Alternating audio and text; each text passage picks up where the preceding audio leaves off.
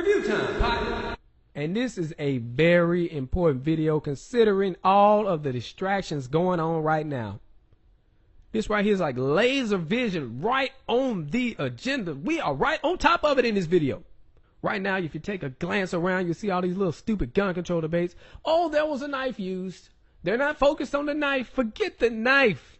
Why do you think they put it in there?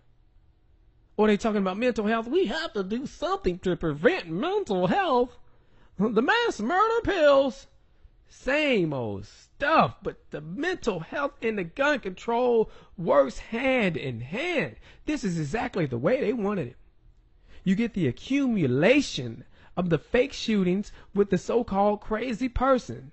Now it gives them the right to pass gun control legislation with mental health attached.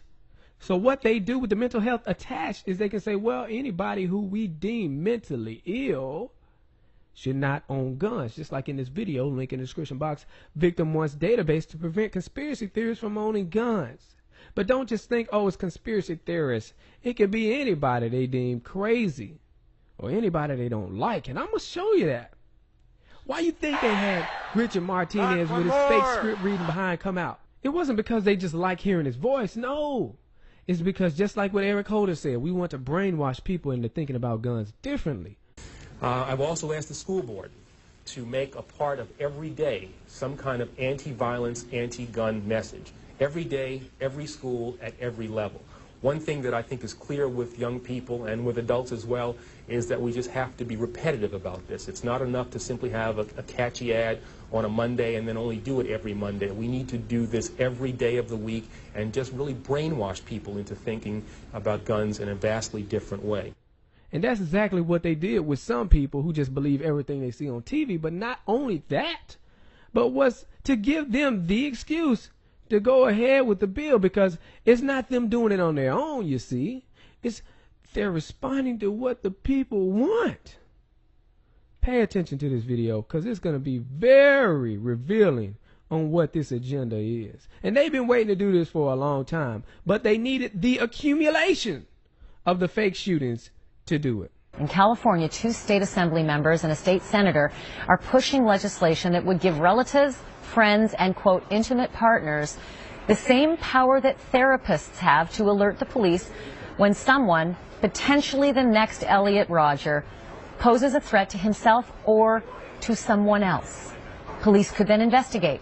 And this is crucial. They could then seek a court order that would bar that person from buying or owning guns. Let me repeat that. A court order that would bar someone from is essentially what people will say is their Second Amendment right, and there is the controversy. This would give parents, spouses, loved ones the ability to intervene, and if a judge determines that that individual that they're worried about is a danger to themselves or others, to be able to prevent a suicide, a homicide, or a mass killing. Okay, let's be clear. The specific language of the bill says any person. They don't have to be a family member. They don't have to be someone close to you. They don't even have to know you.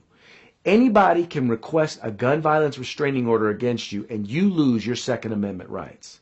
There are those out there listening right now who would wholeheartedly agree with your position, and there are others who would say, you're coming for my guns and I'm a law-abiding citizen, and this kind of legislation would give someone who may have a different incentive, let's say, something retributive, to report me falsely to the police. Thereby they'd get my guns and I'd have to prove my innocence. What would you say to those people? Well, we tried to balance both public safety and speed and the need to have a process that moves quickly with due process. So let's say your neighbor doesn't like you very much. Maybe you're a little too conservative for his taste. And you and he have a disagreement over that. He can actually petition the court saying that you're a threat and you lose your Second Amendment rights.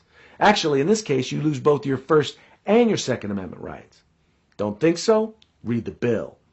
All that's needed is a written or oral statement by the filer that you're a threat. For example, this guy likes guns, I feel threatened. Case closed, you lose your gun rights. But wait, there's more. AB 1014 also authorizes authorities to get a firearms seizure warrant, which allows law enforcement to search you and your property to confiscate your legally owned firearms. Now remember, you haven't even been before a judge yet. Some guy complained, a judge gave him a restraining order, well, because he doesn't want to be the guy who said no and someone got shot. And now you've lost your First Amendment right to free speech, your Second Amendment right to keep and bear arms, but you've also lost your Fourth Amendment right against unreasonable search and seizure. Then and only then do you get your day in court. You have to hire an attorney, which you know isn't cheap, and prove that you're not a threat. Because as far as the court is concerned in this case, you are guilty until proven innocent. To have a hearing where the person in question who is being said of is mentally unstable and should not possess weapons, that individual could come before the court and profess that they are in good state of mind. In this respect, they take your gun away, or they take your right to own a gun away until you go to the judicial authority and prove your case. Folks, these politicians couldn't care less about your rights. So it's time that you started caring and actually took action. Go to demandrights.org, that's demandrights.org, and send a message to every member who'll be voting on this bill telling them to vote no on AB 1014. Now, I told you at the beginning of this video I'm not an alarmist, but I gotta tell you, they really are coming after your guns, and AB 1014 will give them all the authority they need to take them.